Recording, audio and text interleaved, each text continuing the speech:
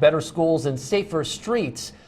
These are the things that most parents want for their kids, but oftentimes the cities that we live in don't have the money to fund those types of priorities to the fullest. That's not the case, though, in Shafter, where they figured out a way to generate a budget surplus and invest in what matters. Our Katey Rusch joining us now with the first part of her series, City of the Future. Katey? Hiyoshi Shafter is a city with a farming reputation, but a business sense with the safety and security of children at the heart of their ambition. With a population just over 16,000, to many Shafter is just a small farming community, 18 miles west of Bakersfield. But beyond the windmills and almond trees, Shafter is more than it seems. It's really run like a well-run business, not like government as you would think of government. With a $28 million annual budget, the city has decided to take its finances into its own hands, not waiting for tax revenue to come to them, but attracting businesses, adding $7 million in additional revenue a year, allowing Shafter to operate with no debt. Shafter has a strong balance sheet. We spend more time on our revenue side of the balance sheet than we do really on the expenditure side of the balance sheet. A big reason for that is this, the logistics park off 7th Standard Road. Owned by Paramount Farming Company, Shafter has been helping lease the land piece by piece to companies like Target, Weatherford, and Baker Hughes. They had what was needed and were in the process of adding the necessary infrastructure to attract Baker Hughes to this area. Their newest partner, Ross Clothing. We're standing in the middle of an industrial park with over 3 million square feet of construction underway right now.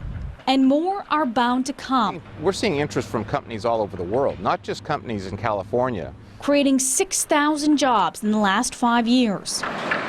We do a number of things, but probably the thing that we've gotten best at is providing an environment for companies to come and be competitive and successful, and to not have any surprises.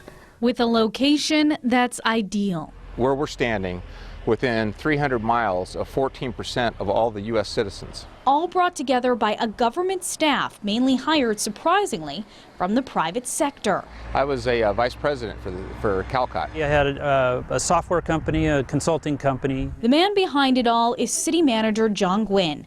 Although he doesn't like to take the credit, 20 years ago, we have to have these kinds of projects. He, other staff, and city council members started with a vision. We decided we could either hitch our wagon to capitalism or hitch our wagon to Sacramento. They chose capitalism. We do not want to be dependent.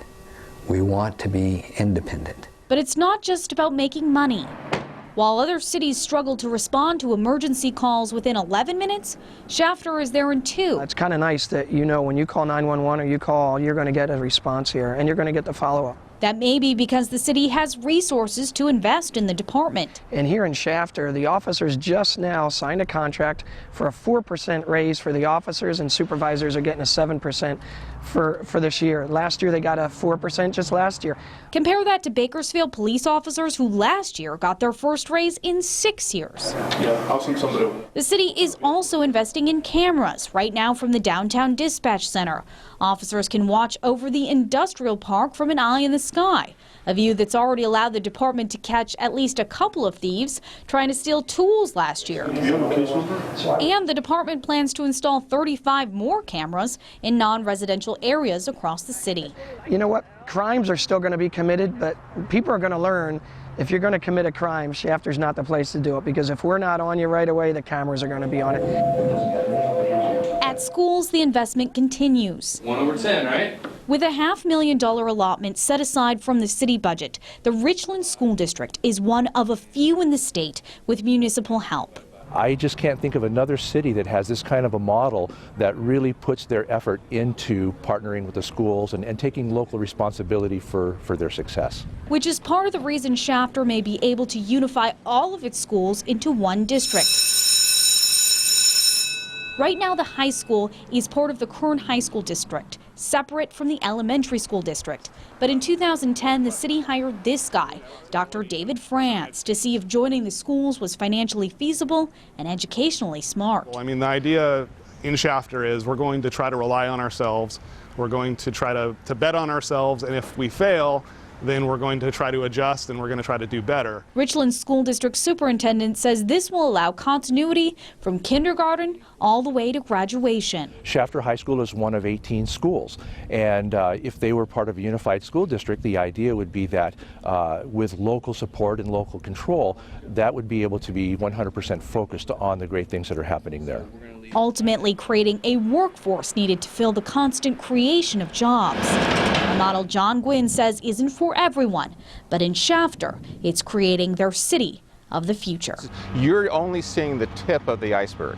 It'll be great to look at this project over the next decade as the investment continues, and it's just going to be it will be an example for a lot of California. New at 5:30, budget cuts, deficits, and shortfalls. Those words have become all too common among California cities these last 5 years. But in Kern County, there's a city that's managed to avoid all of that, generating millions of dollars of new revenue and pumping it back into the community. 17's Katey Rusch joining us now with more from her series, City of the Future, and the success story that is the city of Shafter. Katey? Well, gym administrators in the city of Shafter say this idea began 20 years ago. They wanted to be completely self-reliant, and today the farming community is seeing the fruits of their labor with more opportunities every day. Marcos Torres may be under 30, but here in Shafter, he's already the lead engineer on one of the city's top development projects. He's constructing a rail line because right after college, the city gave him a chance. The public works director called me and said if I was willing to take an intern position over the summer for about 6 months, and I said yes. An internship that's turned into a full-time job and then some. You're becoming pretty much a part of something big. Big because unlike other cities, Shafter has a vision to be financially independent. It's quite interesting thinking of other cities and hearing about their stories about how they're having problems with, finances and whatnot, or going bankrupt. But here in Shafter, you hear nothing of it. That's because over the last few decades, Shafter has attracted businesses that now generate a fourth of its general fund budget, allowing the city to operate with no debts and no shortfalls. It is absolutely in the black. The big money maker is here at the logistics park. Owned by Paramount Farming Company, Shafter slowly recruited businesses like Target, Weatherford, and Baker Hughes to this 2,000-acre plot. We employ here at this facility between 550 to 600 people at any one time. The city estimates 6,000 jobs were created here over the last 5 years, including thousands of construction positions for Jeff Turman and his crew.